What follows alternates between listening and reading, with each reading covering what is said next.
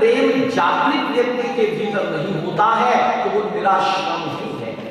अगला प्रश्न शौनक जी ने पूछा था कि महाराज आप बतला रहे हो कि भगवान के चरणों में प्रेम होना ये मानव का परम धर्म है, अब आप यह बतलाइए कि प्रेम कैसे होगा। बोले प्रेम प्राप्त होगा धर्म से। धर्म करो, सत्य के पथ पर चलो, भगवान की कथाएं सुनो, उसका भजन भी करो, प्रेम भीतर धीरे धीरे जागृत होने लग जाएगा। एक सुंदर और सरल साधन है। मेरे गुरुजी कहते हैं प्रेम को उत्पन्न करने का, अगर प्रेम उत्पन्न करना चाहते हो तो तुम अपने इष्ट को दिन में जितनी बार हो सकता है उतनी बार निहारो, उतनी बार देखो, बस केवल देखने मात्र से प्रेम हो जाएगा। माने बिहारी जी के चरणों में अगर तुम्हारी आसक्ति है और तुम कहो कि आसक्ति अगर प्रेम में बदल जाए तो जितनी बार संभव हो सके उतनी बार दिन में बिहारी जी को देखो। अपने घर में ठाकुर को तुम जितनी बार देख सको उतनी बार देखो, देखने से प्रेम जागृत होगा। धर्म से प्रेम जागृत होता है, परंतु धर्म का कर्म करने के बाद भी अगर प्रेम जागृत नहीं हो रहा है, सूत जी ने तो धर्म के सब कर्मों का फल बतलाया प्रेम। धर्म के सब कर्मों का फल बतलाया प्रेम। मतलब कथा श्रवण का फल क्या है? कथा श्रवण का फल है तुम प्रेम से लबालब हो जाओ। कथा सुनाने का फल क्या है? कथा सुनाने का फल है तुम प्रेम से भर जाओ। और बोले अगर नहीं कर रहे हैं तो बोले फिर तुम मेहनत तो पूरी कर रहे हो पर फिर तुमको कुछ नहीं रहा, निराश्रम है, केवल श्रम कर रहे हो, बाकी तुम कुछ नहीं पा रहे हो। साधक तो धर्म का कर्म करता है प्रेम को प्राप्त करने के लिए, और जब प्रेम प्राप्त करता है तो फिर भगवान से कुछ न मांगे, और मांगना भी पड़े तो फिर भगवान से हाथ जोड़कर कहे कि मेरी स्मृति में ऐसा कि मैं बिना मांगे नहीं रह पाऊंगा, इसलिए अगर मुझे कुछ देना है तो उधो की भांति अपने प्रेमियों की चरण रज मेरे सर पर रख दे। उन्होंने भगवान से यही वरदान मांगा, केवल इतना ही कि अगर कुछ देना चाहते हो तो मुझे वृंदावन के वृक्ष बता दो। बोले क्यों? बोले क्योंकि जब राधा जी वहां से गुजरेगी उनके पैरों से वृंदावन की धूल लगेगी और वो धूल उड़कर जब मेरे ऊपर पड़ेगी तो मैं भीतर से पवित्र हो जाऊंगा, और जब मैं भीतर से पवित्र हो जाऊंगा तो प्रेम मेरे भीतर प्रवाहित होने लग जाएगा। इसीलिए माता बुद्धो जी गाते बड़े भाव के साथ,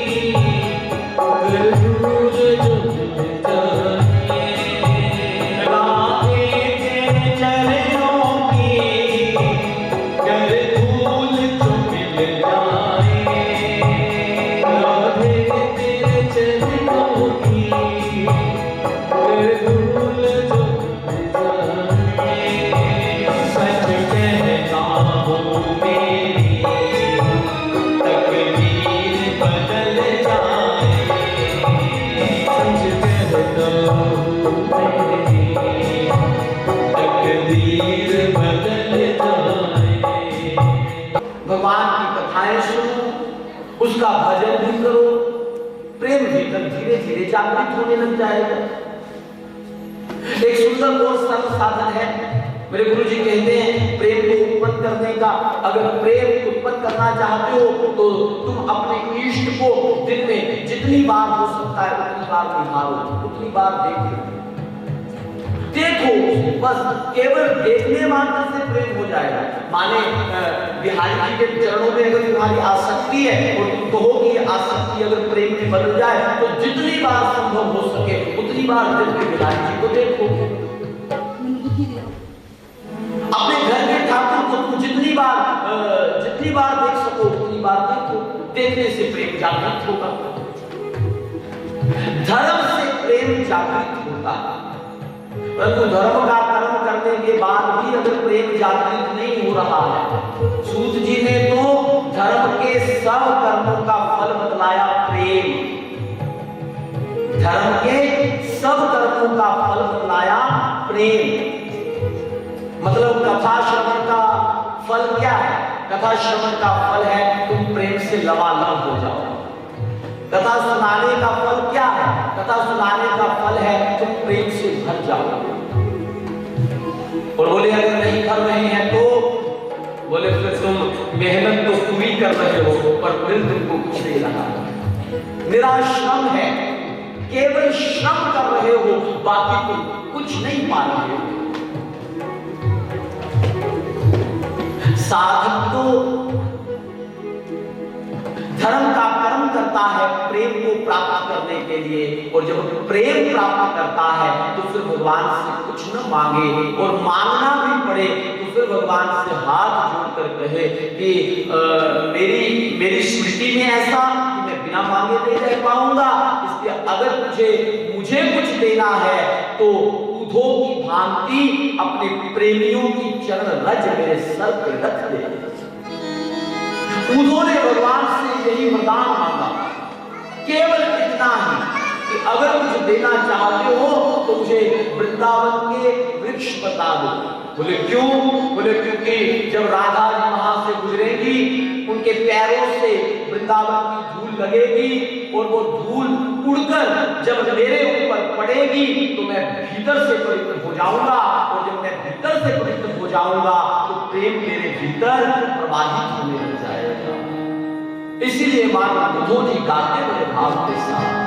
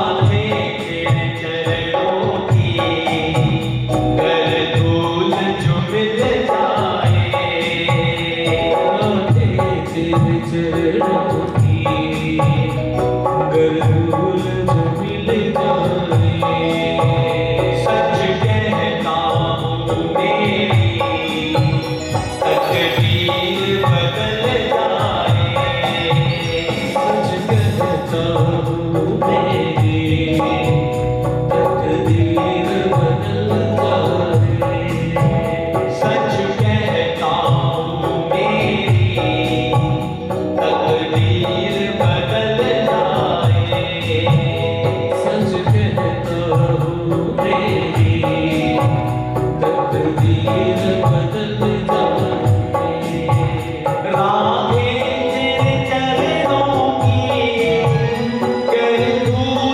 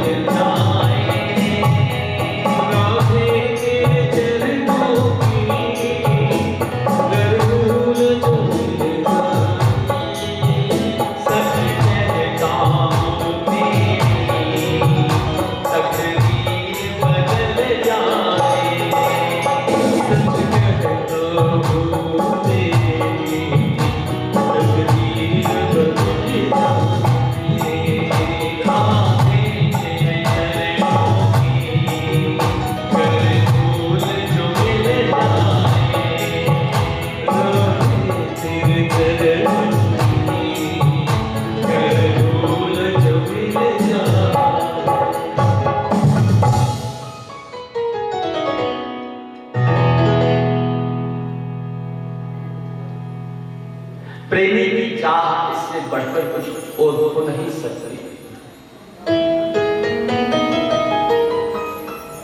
पहले प्रश्न का समाधान किया, मानव का परम धर्म है भगवान के चरणों में प्रेम होना।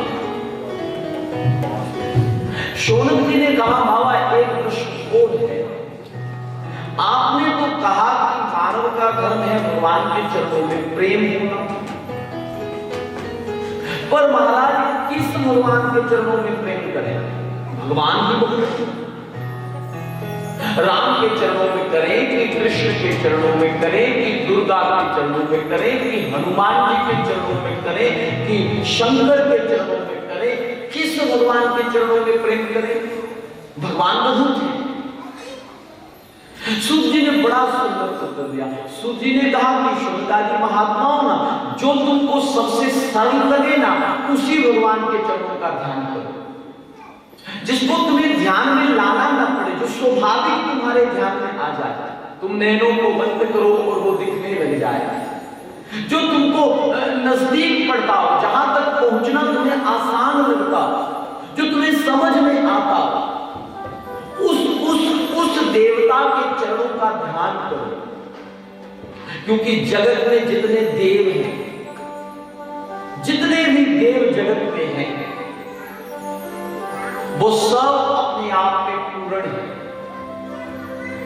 चाहे तुम राम जी का भजन कर लो, चाहे तुम श्री कृष्ण का भजन कर लो, चाहे तुम दुर्गा मैया का भजन कर लो, जहां तुम्हारा मन ठीक से टिक जाए उसी का भजन करना चाहिए महाराज।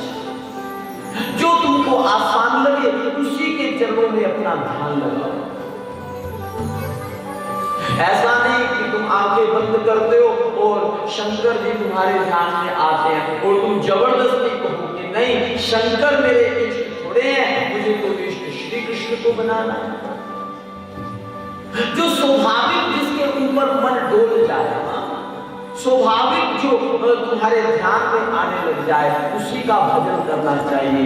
जितने भी जगत के जितने देव हैं सब देवों को प्रणाम, परंतु भैया इष्ट तो हमारा सदा एक ही होना चाहिए।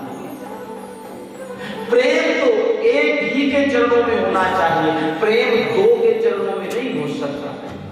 प्रेम दो के साथ थोड़े हो सकता है, यूं तो कईयों के साथ हो सकता है, अपनी माँ से भी, अपने बच्चों से भी, अपनी घरवाली से भी, अपने पड़ोसियों से भी, अपने गुरुजी से भी।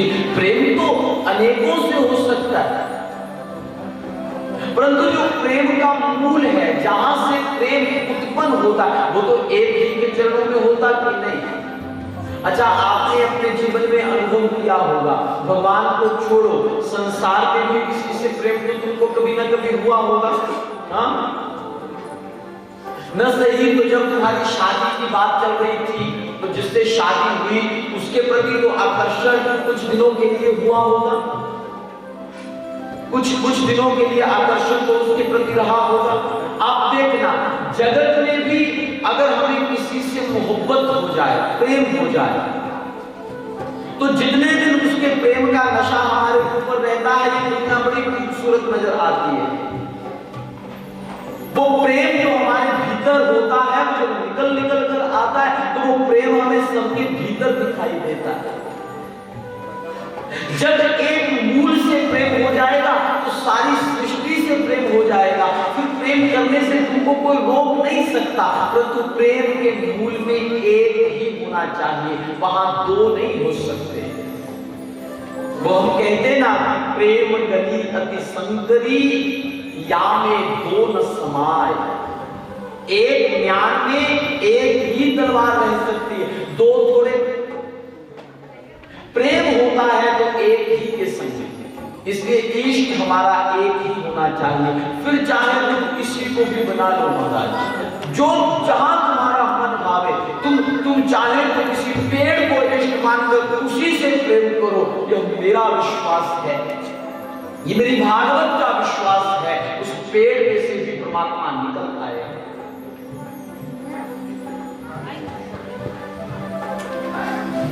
प्रेम चाहे किसी से भी करो, किसी की भी पूजा करो, परंतु प्रेम होना चाहिए एक ही के संग। फिर चाहे वो हनुमान जी हो, फिर चाहे वो राम जी हो, फिर चाहे वो शंकर जी हो।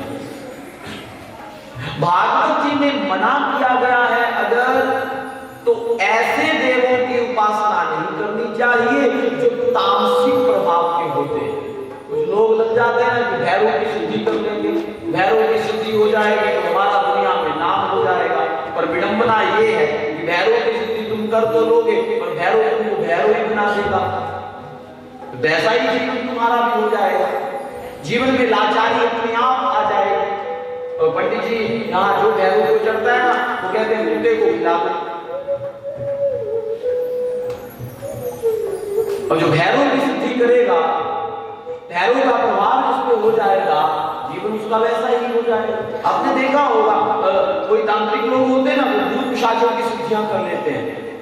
आप उनको देखो तो उनको देख के डर लगता है, बच्चे देख के डरते हैं। माताएं कहती ना अपने छोटे बच्चों से कि कोई नहीं सोता तो, कोई नहीं काम करता तो, वो ड्रामा लेती है, वो बाबा आएगा पकड़ कर ले जाएगा। बच्चे बेचारे नाम सुनते ही डर जाते। तो जहां डर है वहां प्रेम कैसा? डर में प्रेम उत्पन्न नहीं हो सकता।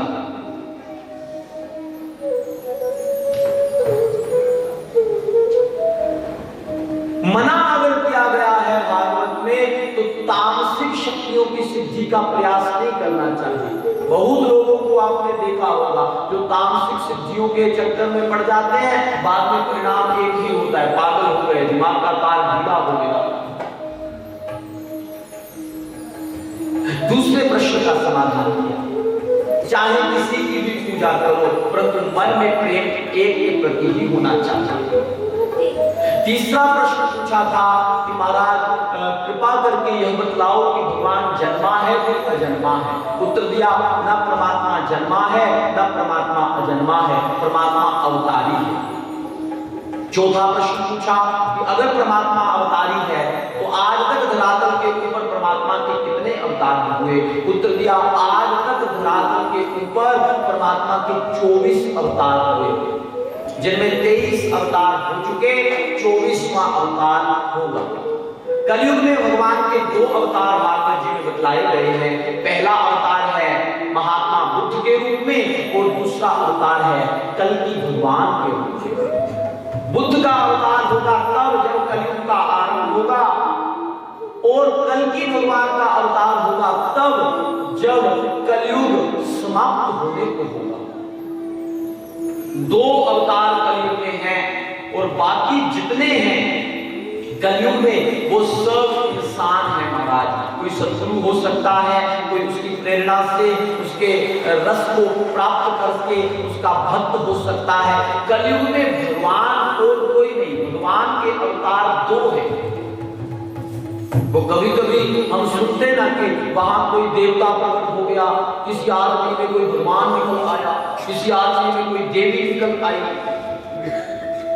होता क्या है, कोई जब किसी के करीब जाता है ना तो उसका रंग उसके ऊपर चढ़ने लग जाता है। कोई श्री कृष्ण के करीब जाएगा ना तो श्री कृष्ण का रंग उस पर चढ़ने लग जाएगा। और जब सामने वाले लोग कहने लग जाएंगे, अरे महाराज तुम तो साक्षात कृष्ण ही नजर आते हो, तुम्हारे भीतर तो हमें साक्षात कृष्ण ही नजर आता है। तो ये देखने वाले की दृष्टि है कि वो तुम्हें कृष्ण को देख रहा है, ये तुमको समझना चाहिए कि तुम्हारे भीतर है कि नहीं। ये तुमको समझना चाहिए कि तुम हो कि नहीं। उत्तर तो ये देना चाहिए था कि भैया तुमको मेरे भीतर नजर आ रहा है, अपने भीतर उतर के देख, तुझको वहां भी नजर आएगा। परंतु अपने अहंकार की पुष्टि के लिए लोग क्या कहने लग जाते हैं, अच्छा अच्छा कृष्ण नजर आ रहा है तो हाँ हम हैं ही, आ जाओ हमारी सेवा में। फिर 2-4 लोग कहने लग जाते हैं, महाराज आप भगवान हो, आप भगवान हो, आप भगवान हो। सामने वाले को वहम हो जाता है, मैं ही भगवान हूं।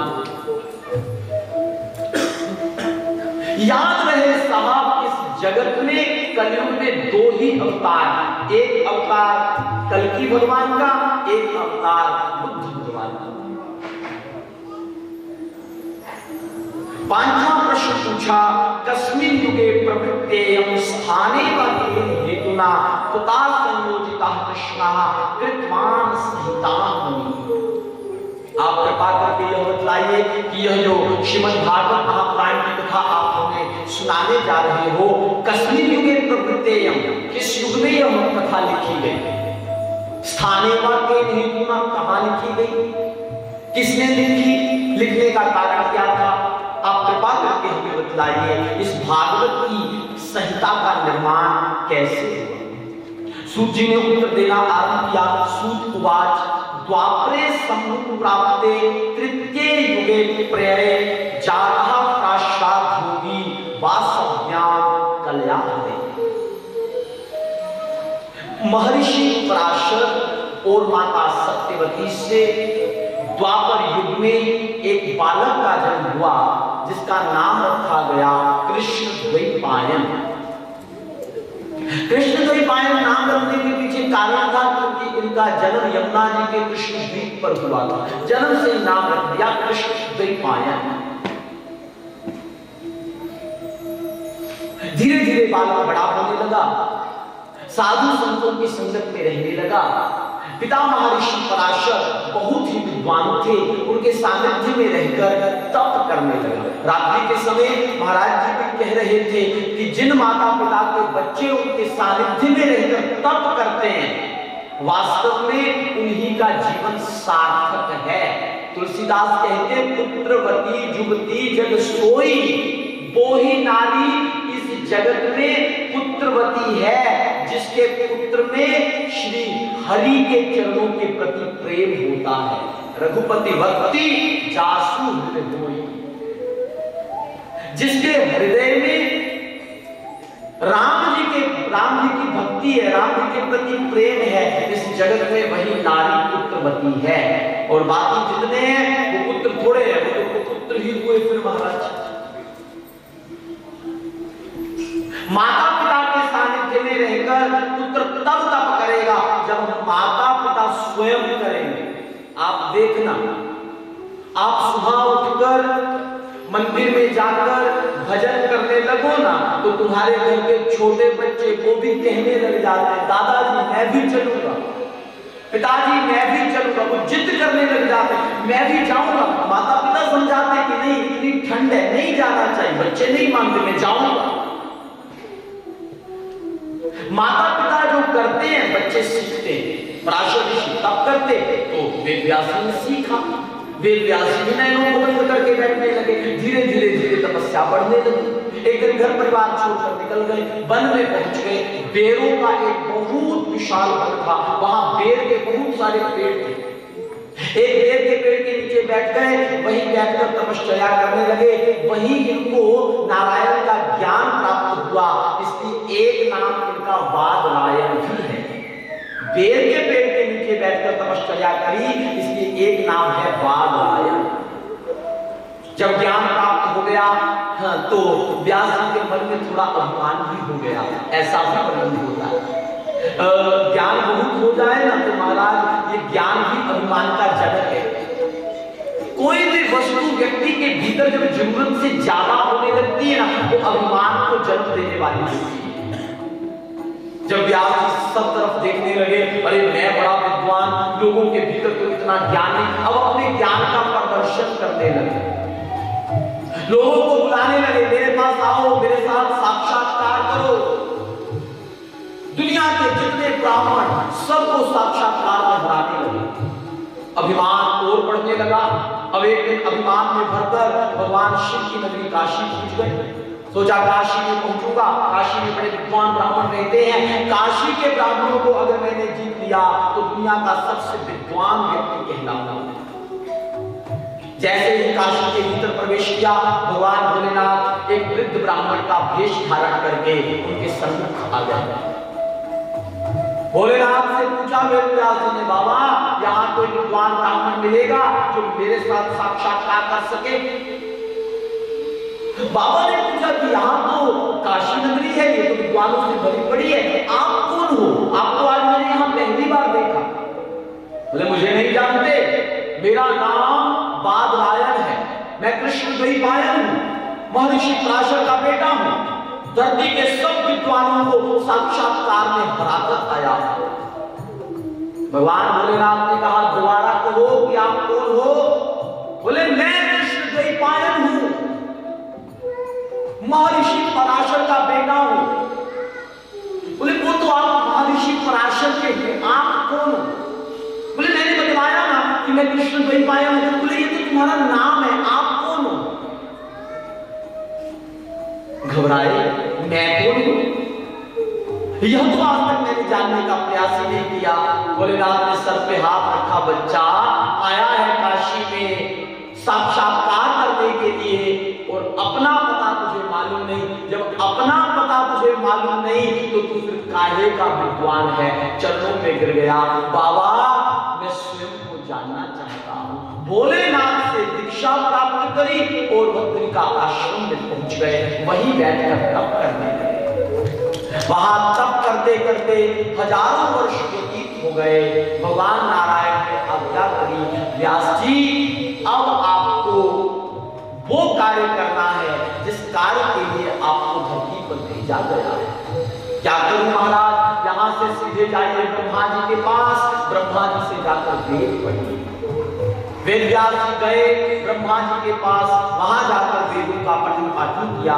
वेद पढ़ने के उपरांत जब वेदों में निपुण हो गए तब ब्रह्मा जी से आज्ञा मांगी, महाराज अब मुझे क्या करना चाहिए? ब्रह्मा जी ने आज्ञा दी, वत्स आपको धरातल पर जाकर इन वेदों का विस्तार करना है। वेद बड़े कनिष्ठ हैं। नारायण ने जो चतुश्लोकी भागवत के रूप में मुझे दिया था, मैंने विस्तार करके तुम्हें दिया है, अब तुम्हें इसे विस्तार करके जगत को देना है। धरातल पर आए, वेदों का विस्तार करना आरंभ किया। जगत में पहले एक ही वेद था, उसका नाम था ऋग्वेद। ऋग्वेद का विस्तार करना आरंभ किया तो ऋग से यजु निकला, यजु का विस्तार किया तो यजु से साम निकला, साम का जब विस्तार किया तो साम वेद से अथर्ववेद निकला। 4 वेदों को बनाकर तैयार कर दिया। 4 वेदों को बनाकर तैयार करने के उपरांत इन्होंने एक एक वेद को एक एक ऋषि को देना आरंभ कर दिया। सबसे पहला ऋग्वेद। ऋग्वेद चातुर्होत्र होता है। ऋग्वेद का विस्तार करने के उपरांत इन्होंने ऋग्वेद महात्माओं को देना आरंभ किया। ऋग्वेद का विस्तार हो गया तो फिर यजुर्वेद का किया, फिर सामवेद का, इस तरह से अथर्ववेद का, वेदों का विस्तार धीरे धीरे धीरे आरंभ हो गया। तत्र वेद धरा पहला सामो जैमिनी कवि वैशंपायन एवाको निष्णातो यजुषाम। सामवेद में प्रवीण हुए जैमिनी ऋषि, ऋग्वेद में पैल ऋषि, यजुर्वेद में विशंपायन ऋषि वेदों का विस्तार करने के उपरांत देखा कि वेद सबकी समझ में नहीं आ रहे।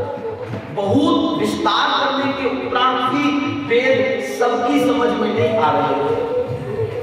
इसके पांचवां वेद लिखा। पांचवें वेद के रूप में महाभारत का निर्माण किया। महाभारत का निर्माण करने के उपरांत रोमहर्षण को महाभारत दे दिया। ये जो रोमहर्षण है ना, यही सूत है जो भागवत सुना रहे हैं। पांचवां वेद रोमहर्षण को दे दिया। रोमहर्षण से कहा कि इसका विस्तार करो। देने के बाद बहुत सारी उस पर प्रतिबंध भी लगा दिए कि किसको देना है, किसको नहीं देना है, कौन मेरे वेदों और पुराणों को पढ़ने का अधिकारी है और कौन वेदों और पुराणों को पढ़ने का अधिकारी नहीं है। स्त्रीषु शूद्र द्विजबंधूनाम त्रयीना श्रुति गोचरा। 3 लोगों को मना किया कि 3 लोग मेरे वेद शास्त्र और पुराणों के अध्ययन के अधिकारी नहीं है। कौन कौन? स्त्री, शूद्र और द्विज। द्विज का एक अर्थ होता है ब्राह्मण।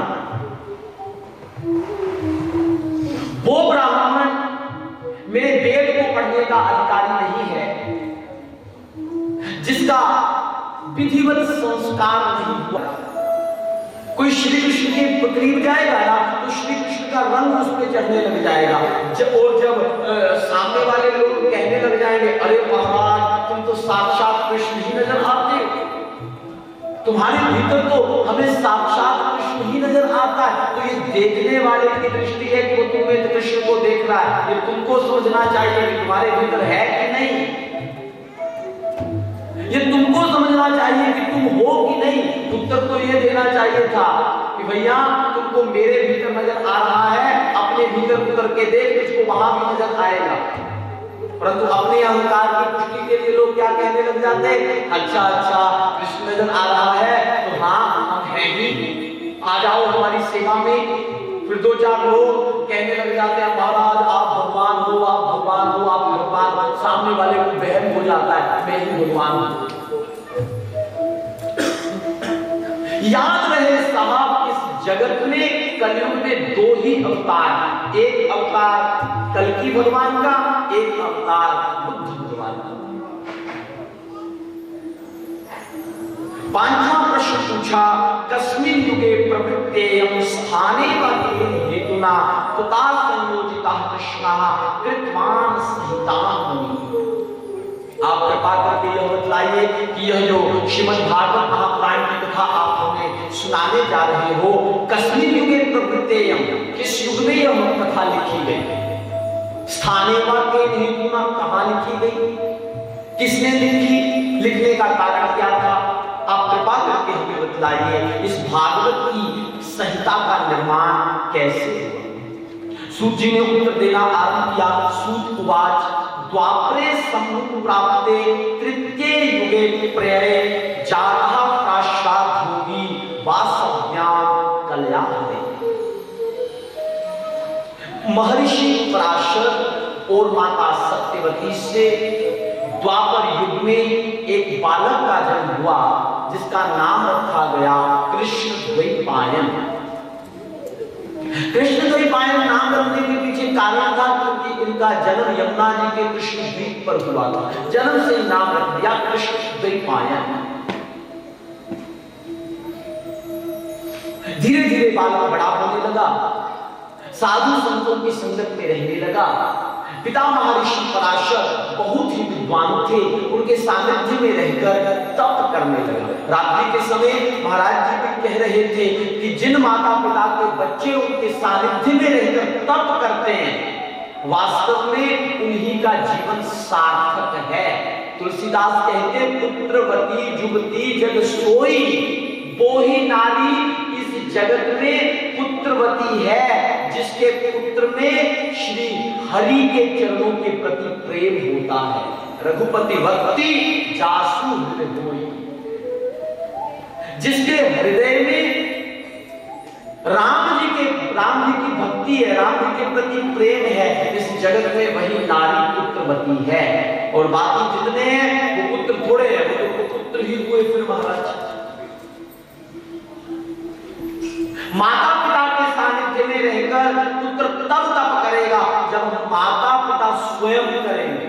आप देखना, आप सुबह उठकर मंदिर में जाकर भजन करने लगो ना, तो तुम्हारे घर के छोटे बच्चे वो भी कहने लग जाते हैं दादाजी मैं भी चलूंगा, पिताजी मैं भी चलूंगा, वो जिद करने लग जाते हैं मैं भी जाऊंगा। माता पिता समझाते कि नहीं इतनी ठंड है नहीं जाना चाहिए, बच्चे नहीं मानते मैं जाऊंगा। माता पिता जो करते हैं बच्चे सीखते हैं। पराशर ऋषि तप करते तो वेद व्यास ने सीखा, वेद व्यास जी नैनों को बंद करके बैठने लगे, धीरे धीरे धीरे तपस्या बढ़ने लगी। एक दिन घर परिवार छोड़कर निकल गए, वन में पहुंच गए। बेरों का एक बहुत विशाल वन था, वहां बेर के बहुत सारे पेड़ थे। एक बेर के पेड़ के नीचे बैठ गए, वहीं बैठकर तपस्या करने लगे। वहीं इनको नारायण का ज्ञान प्राप्त हुआ, इसलिए एक नाम इनका बादरायण भी है। बेर के पेड़ के नीचे बैठकर तपस्या करी, इसलिए एक नाम है बादरायण। जब ज्ञान प्राप्त हो गया तो व्यास जी के मन में थोड़ा अभिमान भी हो गया, ऐसा भी वर्णन होता है। ज्ञान बहुत हो जाए ना तो महाराज ये ज्ञान भी अभिमान का जनक है। कोई भी वस्तु व्यक्ति के भीतर जब जरूरत से ज्यादा होने लगती है ना तो अभिमान को जन्म देने वाली होती है। जब व्यास जी सब तरफ देखने लगे, अरे मैं बड़ा विद्वान, लोगों के भीतर तो इतना ज्ञान नहीं, अब अपने ज्ञान का प्रदर्शन करने लगे। लोगों को बुलाने लगे, मेरे पास आओ, मेरे साथ साक्षात्कार करो। दुनिया के जितने ब्राह्मण सबको साक्षात्कार में हराने लगे। अभिमान और बढ़ने लगा। अब एक दिन अभिमान में भरकर भगवान शिव की नगरी काशी पहुंच गए। सोचा काशी में पहुंचूंगा, काशी में बड़े विद्वान ब्राह्मण रहते हैं, काशी के ब्राह्मणों को अगर मैंने जीत लिया तो दुनिया का सबसे विद्वान व्यक्ति कहलाऊंगा। जैसे ही काशी के भीतर प्रवेश किया, भगवान भोलेनाथ एक वृद्ध ब्राह्मण का भेष धारण करके उनके सम्मुख आ गए। भोलेनाथ से पूछा वेद व्यास जी ने, बाबा यहाँ कोई विद्वान ब्राह्मण मिलेगा जो मेरे साथ साक्षात्कार कर सके? बाबा ने पूछा कि यहाँ तो काशी नगरी है, ये तो विद्वानों से भरी पड़ी है, आप कौन हो? आपको आज मैंने यहाँ पहली बार देखा। बोले मुझे नहीं जानते, मेरा नाम बादरायण है, मैं कृष्ण द्वैपायन हूँ, महर्षि पराशर का बेटा हूँ, धरती के सब विद्वानों को साक्षात्कार में हराकर आया। भगवान भोलेनाथ ने कहा दोबारा कहो कि आप कौन हो? बोले मैं कृष्ण द्वैपायन हूँ, महर्षि पराशर का बेटा हूँ। बोले वो तो आप महर्षि पराशर के हैं, आप कौन हो? बोले मैंने बतलाया ना कि मैं कृष्ण द्वैपायन हूँ। बोले ये तो तुम्हारा नाम है, आप कौन हो? घबराए, मैं कौन हूं? यह तो आज तक मैंने जानने का प्रयास ही नहीं किया। भोलेनाथ ने सर पे हाथ रखा, बच्चा आया है काशी में साक्षात्कार करने के लिए और अपना पता तुझे मालूम नहीं। जब अपना पता तुझे मालूम नहीं तो तू फिर काहे का विद्वान है? चरणों में गिर गया, बाबा मैं स्वयं को जानना चाहता हूं। भोलेनाथ से दीक्षा प्राप्त करी और बद्रिका आश्रम में पहुंच गए, वहीं बैठकर तप करने लगे। वहां तप करते करते हजारों वर्ष व्यतीत हो गए। भगवान नारायण ने आज्ञा करी, व्यास जी अब आपको वो कार्य करना है जिस कार्य के लिए आपको धरती पर भेजा गया है। क्या करूं महाराज? यहाँ से सीधे जाइए ब्रह्मा जी के पास, ब्रह्मा जी से जाकर वेद पढ़िए। वेद व्यास जी गए ब्रह्मा जी के पास, वहां जाकर वेदों का पठन पाठन किया। वेद पढ़ने के उपरांत जब वेदों में निपुण हो गए तब ब्रह्मा जी से आज्ञा मांगी, महाराज अब मुझे क्या करना चाहिए। ब्रह्मा जी ने आज्ञा दी, वत्स आपको धरातल पर जाकर इन वेदों का विस्तार करना है। वेद बड़े कनिष्ठ हैं। नारायण ने जो चतुश्लोकी भागवत के रूप में मुझे दिया था, मैंने विस्तार करके तुम्हें दिया है, अब तुम्हें इसे विस्तार करके जगत को देना है। धरातल पर आए, वेदों का विस्तार करना आरंभ किया। जगत में पहले एक ही वेद था, उसका नाम था ऋग्वेद। ऋग्वेद का विस्तार करना आरंभ किया तो ऋग से यजु निकला, यजु का विस्तार किया तो यजु से साम निकला, साम का जब विस्तार किया तो सामवेद से अथर्ववेद निकला। 4 वेदों को बनाकर तैयार कर दिया। 4 वेदों को बनाकर तैयार करने के उपरांत इन्होंने एक एक वेद को एक एक ऋषि को देना आरंभ कर दिया। सबसे पहला ऋग्वेद। ऋग्वेद चातुर्होत्र होता है। ऋग्वेद का विस्तार करने के उपरांत इन्होंने ऋग्वेद महात्माओं को देना आरंभ किया। ऋग्वेद का विस्तार हो गया तो फिर यजुर्वेद का किया, फिर सामवेद का, इस तरह से अथर्ववेद का, वेदों का विस्तार धीरे धीरे धीरे आरंभ हो गया। तत्र वेद धरा पहला साम्बो जैमिनी कवि वैशंपायन एवाको निष्णातो यजुशांत।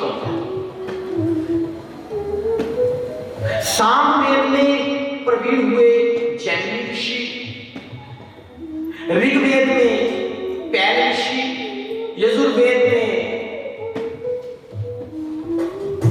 विशंपायन ऋषि। वेदों का विस्तार करने के उपरांत देखा कि वेद सबकी समझ में नहीं आ रहे। बहुत विस्तार करने के उपरांत भी वेद सबकी समझ में नहीं आ रहे। इसके 5वां वेद लिखा। 5वें वेद के रूप में महाभारत का निर्माण किया।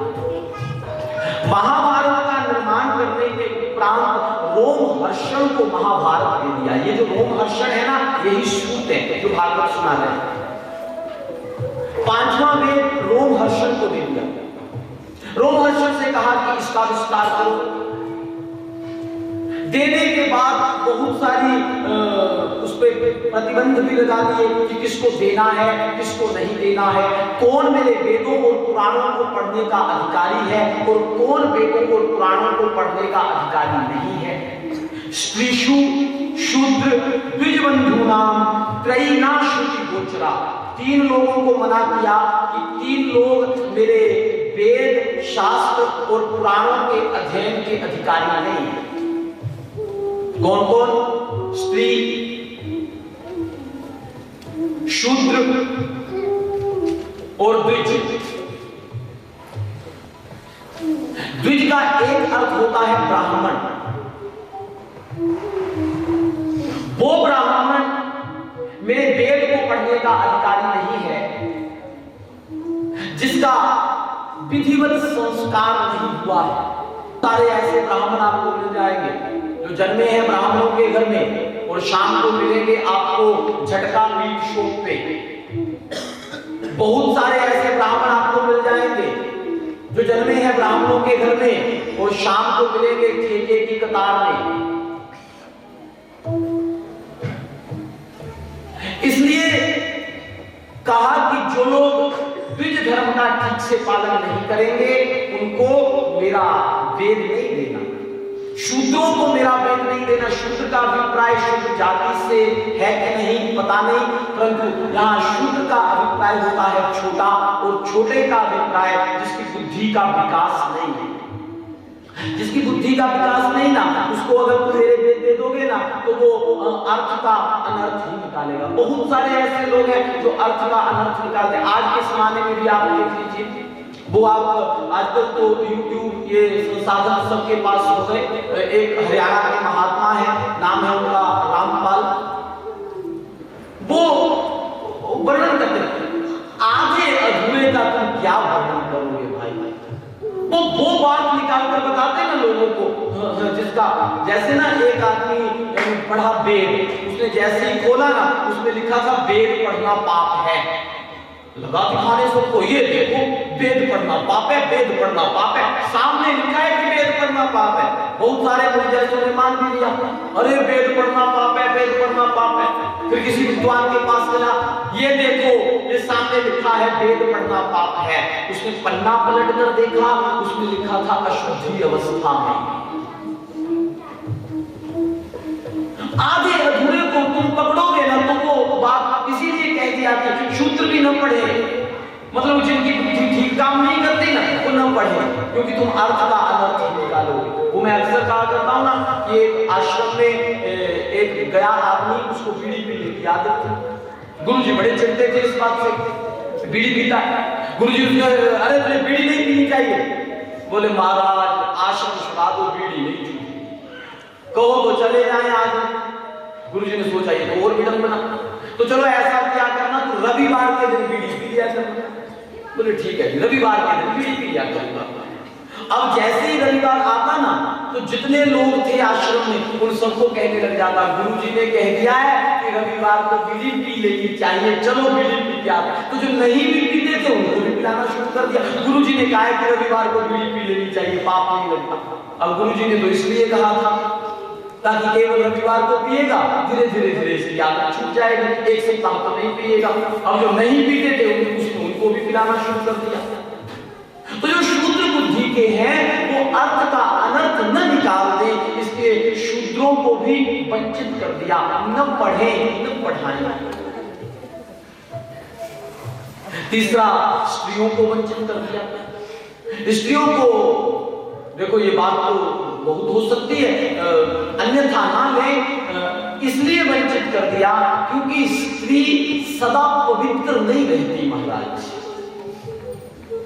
सदा स्त्री पवित्र नहीं रहती, और सदा पवित्र नहीं रहेगी तो ऐसी अवस्था में अब तुम वेद अध्ययन करने लग जाओ, तुमको उसमें रस आने लग जाए, और कभी तुम्हारी अपवित्र अवस्था आ जाए तो तुम थोड़े किसी को बतलाओगी कि अपवित्र अवस्था में आ गई, तुमको तो रस मिल रहा है उसमें, तो तुम अपवित्र अवस्था में भी उसका पठन पाठन करने लग जाओगी। वेद व्यास जी कहते हैं मेरे मंत्र जो मैंने वेदों पुराणों में इनका वर्णन किया है, मैं तुमको इसलिए सुना पढ़ने से मना कर रहा हूं, तुम किसी विद्वान के सामने बैठकर श्रवण करना,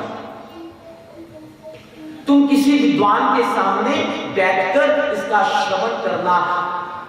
इसलिए वेद व्यास जी ने स्त्रियों को भी मना कर दिया। स्त्रियां वंचित हो गई, शूद्र वंचित हो गए, कुबुद्धि ब्राह्मण वंचित हो गए, सबको वंचित कर दिया। वेद व्यास जी ने वेद ना इनको पढ़ाया जाए, न ये अपने घर में बैठकर वेदों का अध्ययन करें। इतना सब होने के उपरांत भी वेद सब तक नहीं पहुंच पाए। जब वेद सब तक नहीं पहुंच पाए तब इन तीनों के लिए एक विशेष व्यवस्था करी। उस व्यवस्था का नाम है पुराण। ये तीन वेद तो नहीं पढ़ पाएंगे, वेद अगर यह सुनेंगे भी तो इनकी समझ में आएंगे नहीं, इसलिए इनके लिए पुराणों की व्यवस्था करी। पुराणों का श्रवण करना आसान होता है। अब पुराणों को श्रवण करना आसान है। आप अपने घर में भागवत रख के बैठो ना तो उसको आप पढ़ने लग जाओ तो आप कहने लग जाओगे, मुझे आप कहने लग जाओगे कथाएं कहां से सुनाते हो, हमें तो एक ना मिली जो इसमें है जो आप सुनाते हो। क्योंकि भागवत जी में जो कथाओं का विस्तार है ना वो महाराज उसकी शैली अलग है। वेद व्यास जी ने अलग शैली में लिखा है। आज के समय में उस शैली को पकड़ना सबके बस की बात नहीं है। उस शैली में अगर हम सुनाएं, मैं संपूर्ण भागवत अगर आपको पहले पन्ने से लेकर, कभी कभी मेरे मन में ऐसा विचार आए भी तो मैं सोचता भी हूँ कि कभी ऐसा किया जाए कि पहले श्लोक से लेकर भागवत जी को शुरू किया जाए। फिर मैं सोचने पे मजबूर हो जाता हूँ कि पहले श्लोक से अगर मैं समझाना शुरू करूँ तो जो पहले ही ऐसे बैठे होते हैं वो उनका क्या बनेगा भाई, वो तो क्या समझ पाएंगे हम जो पहले ही सोच रहे होते हैं। कुछ लोग आ जाते हैं ना कथा में किसी मजबूरी के कारण, उनको बैठना पड़ जाता है, चलो बैठ जाए, किसी मजबूरी के कारण बैठना पड़ जाता है, तो वो कुछ और ही करते रहेंगे। कथा में कुछ भी और करना, शाम को महाराज जी ने बतलाया था कि गौ हत्या के पाप के तुल्य होता है, कुछ भी और करना कथा में बैठकर माने सिर्फ कथा को श्रवण करना। कल मैं भी आया कथा श्रवण करने के लिए। वैसे तो कथा के मध्य में आना नहीं चाहिए, पर फिर भी अब मेरा भी अपना कुछ थोड़ा छोटा बड़ा नियम रहता है, तो वो भी मुझसे नहीं छोड़े बनता। तो मैं आ गया कल राजा जी का जन्मदिन भी था, माता जी का भी, तो कल मैं आया कथा के लिए। मैं हैरान था कि ये स्टार्जी कथा में हम प्रवेश किए हैं। अब इसका कारण तो एक ही होता है, या तो आप कथा सुन के अक गए बस अब तो बहुत हो गई, मतलब कथा एक अलग चली थी, एक नीचे अलग चली थी, एक अपनी अलग थी। अच्छा एक बात मुझे बतलाओ, आप ऐसे कमरे में बैठे हो ना 2-4 लोग, तो कोई तुमको बात सुना रहा, तुम किसी को सुना रहे हो, और जो जिसको तुम बात सुना रहे हो ना वो कभी सर खुजलाए, कभी मोबाइल देखे, कभी अपनी डायरी में कुछ निकाल के पढ़े, कुछ किताब में पढ़ने लग जाए, कुछ इधर देखने लग जाए उधर, तो तुमको बात सुनाने का रस नहीं आएगा। जो तुम सुनाना चाहते हो ना, हंसी वाली भी बात होगी ना तो तुम पूरी नहीं सुना पाओगे, तुमको लगेगा कि नहीं, सुनने वाले का मन नहीं तो छोड़ोगे। सुनाने वाला तब तक भीतर से नहीं निकल कर आ सकता जब तक सुनने वाले की इच्छा नहीं। मैं तो कई बार कहता हूँ महाराज, सुनने वाला ना बुलवाता है व्यास से, बुलवाता। मैं कई बार कभी मैं कथा के बाद ऐसे विचार आते हैं जो आज तक नहीं आए।